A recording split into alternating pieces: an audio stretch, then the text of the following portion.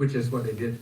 Like out of the parliamentary system, 750 people, 700 supposed to show up, 70 showed up. So 90% did not show off a quorum. So once you didn't show off a quorum, that constitutional amendment motive is dismissed and gone. And that's how you gradually prolonging power as the way you do it, very discreetly and very quietly. And that's something that I really have to think about. To expand on your point, pretty much what he's trying to say in street politics is that you are both a player and a referee. You are both the player and the referee of the game. That's how you can maneuver the game. Pretty much, that's the case.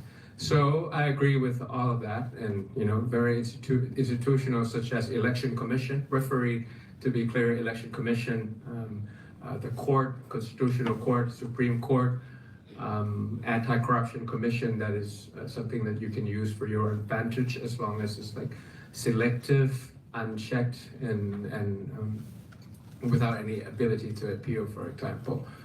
But I think the most important thing in this sense for this point is, so how do we think about the origin of all these referees? Because they're usually appointed.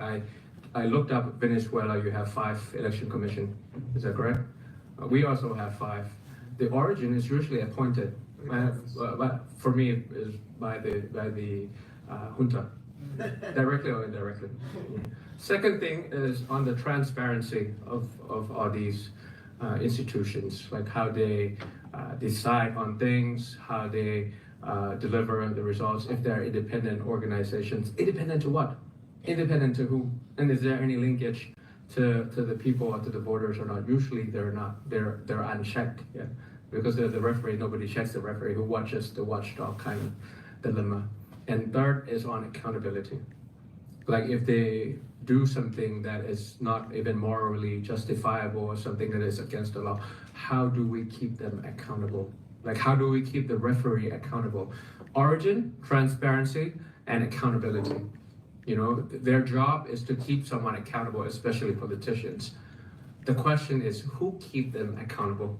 That's something that I'm here at ASH and I'm trying to come up with ideas of how to do this. So that's how I answer the question about gradual decline of democracy, with the most surprising details of quorum, and also expanding on the points that the professor made. Thank you. Perfect. Thank you. So in addition to what Daniel said, that all of those things happen in Venezuela, I will say that there are 3 things that were like an addition or an innovation, right? An innovation. Yeah, that is not only Venezuela. Also in the work that I'm doing with Erica, we have found this also happening in other realities. But first, you already mentioning the military ideologization. It's like there was a lot of effort in trying to indoctrinate the military and the police. So there was something very important, because at the end you always need someone to enforce your decisions, right? And to suppress or repress any dissident. So that was a very important line of action of Chavez. That might have been the difference maker for Brazil, right? And Argentina and Ecuador. It did not happen. Yeah, it didn't happen, right? The second one, it's the use of paramilitary groups, right?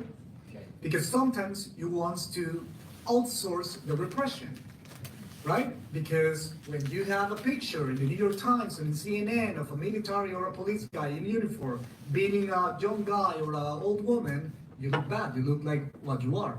And dictators do elections because they don't want to be perceived as dictators.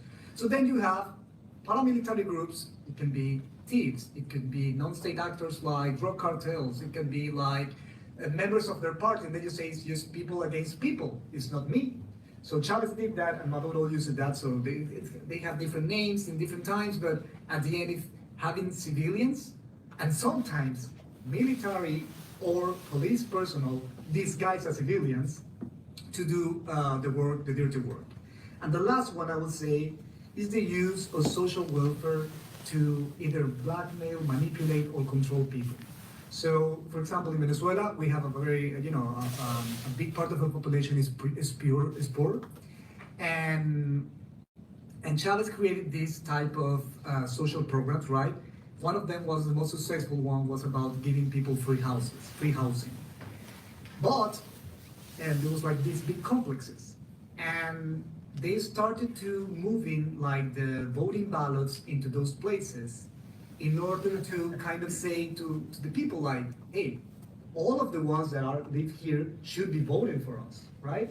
So if we see someone that like at the end of the process that didn't vote for us, well, we need to find out who is this person, right? So they were like playing with this type of things. If you are not going to receive this type of service, or this bonus or whatever. So yeah, that was, I would say that those three things were. Quid pro quo for Quid pro quo, political yeah, for sure. Yeah. Yeah. Great, thanks. Okay, so I want to move now to that pretty full discussion of how it goes away.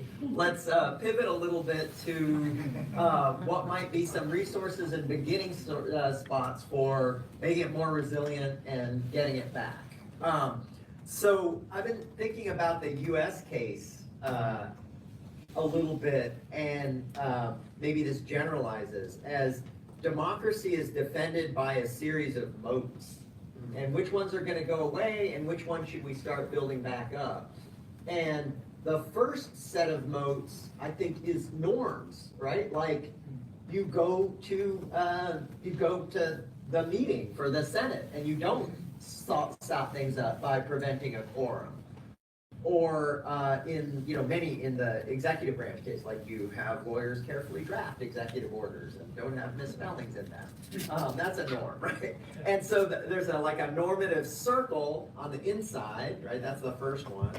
A little bit out from that might be opposition leaders in parliaments in Congress, right? That's the normal give and take to put some pressure back.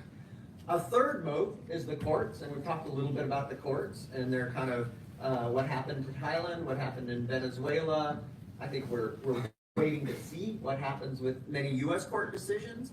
The fourth is civil society, and here I'm thinking a big ring, civil society in the broadest sense, all the way from business associations to street protests, even to media, right? So things outside of the government that are civil society. And then finally on the outer ring is elections themselves. And when they don't, and I think like in competitive authoritarianism, you still have elections and the winner wins. And that's one of the things that makes autocrats a little bit nervous these days, is they know they have to have elections that they might lose. And I think it's only in the last year that Venezuela, that last mode really collapsed, when I think there's pretty broad, at least international agreement that that Maduro lost, but he's still there, right? And so with the moats picture in places in Venezuela and in Thailand that are at a pretty severe level of decline, which ones do you think are priorities for building up? Like you can't work on everything all at the same time, so where do you start? And then a different question about the U.S., but let's do do you want to go, Pete, and then Frank? Yeah, either or. I did some regression analysis of key success factors. When I was the Prime Ministerial candidate, 2023, all that we are talking about exist, but against all odds, I won. And the key success. That was the electoral mode. And then the key success factor that of all the districts that I had ran, maybe like 800 districts combined using all this data, voting turnout is number one. No matter how poor the candidate, no matter how strong the competitor, no matter how much they do gerrymandering, no matter how they cancel the debates and the media, as long as people has lost the hope and showed up to the ballot to vote, if it's 70%, we win. If it's lower than 70%, no matter how strong the candidate, no matter how old the competitor, or used as the competitor, the incumbent, we lose. So because your question asked for the priority, for me, if we are to return to democracy or improving the health of democracy, it has to be voting turnout. And the autocrats also know this. So that's why they are trying to drive the voting turnout down through voter suppression and voter fatigue by making politics as crazy as possible. It could be about Haiti, it could be dogs, it could be about Puerto Rico, it could be about a lot of things back home in Thailand also, that they feel like this is such a dramatic thing that I don't want to get involved. Right. But if the voting turnout is, so it has to be voter mobilization and engagement strategies, talking Kennedy term. Yeah. So those would be two things that can respond to all the pessimism that we had talked about in the first part of this panel. Right. Voter mobilization and engagement strategies to make sure that people feel like, they're going to go out and vote when the time comes. But for the autocrats, they will make sure that 78% that I had that opportunity to go against all odds and beat all the techniques that they had thrown against me. They will make sure the voting turnout is lower than 70% all the time going forward. So that's a new ball game that I need to fight as a coach now. Right, Not as a player. I'm going to respond in Freddie's voice to you a little bit and say, look, I thought it was elections too and voter turnout, but we won the last one and they just decided to ignore it. So how would you respond to that? Is like, even if you get the 70%, even if it's a decisive win, they're just going to ignore it. So I want to be Venezuela. So it's the same for me. So I won that election. Yeah, it's the same. That did happen. I form a comfortable coalition of 312 out of 500. So in any parliamentary system, if you have 312 as a government, it's pretty strong. And I got blocked by the appointed senators. So yeah, it goes back to the point that I made, all these politics of appointed. When you're appointed by someone, you respond to that person who appointed you, whether directly or indirectly.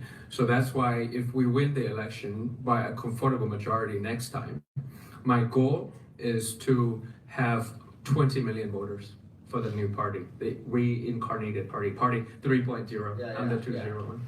So we got 14, not enough. We have to win more. It has to be 20. And once you have enough number of member of parliament, that's when you're starting to change laws on the origin, on the transparency, and on accountability of those people who will stop you outside of illegal. Yeah.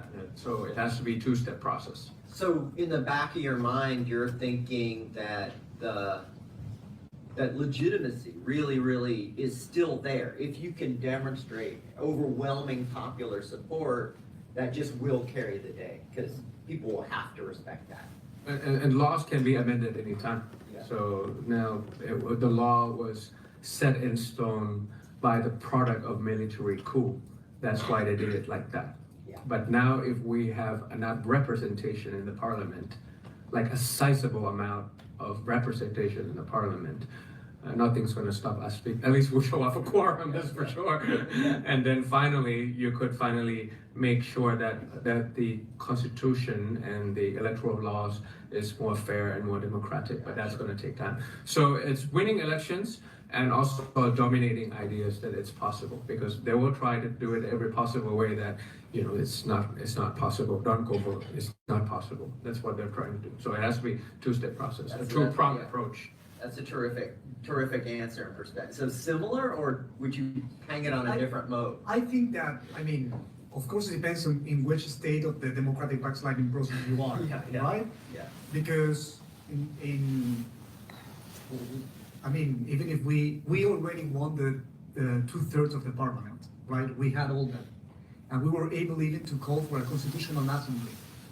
And it didn't matter. And we won with 70% of the votes, and it didn't matter. So it really depends on in which stage of the democratic backsliding you are. And I think that's a very important point to take, because like if you're a doctor, right, you have to have the right diagnosis in order to find the medicine. So if you think that you are in an autocratic country, but you think that you are in the stage of North Korea, then you're gonna ไม่เหมือนเดิมแล้ว เราจะชนะได้คือมีอยู่3อย่าง อันที่1เราต้องขยันกว่า อันที่2เราต้องแม่นกว่า และอันที่3เราต้องเร็วกว่า แม่นกว่าขยันกว่าแล้วก็เร็วกว่า อันนี้คือจุดแข็งของพวกเรา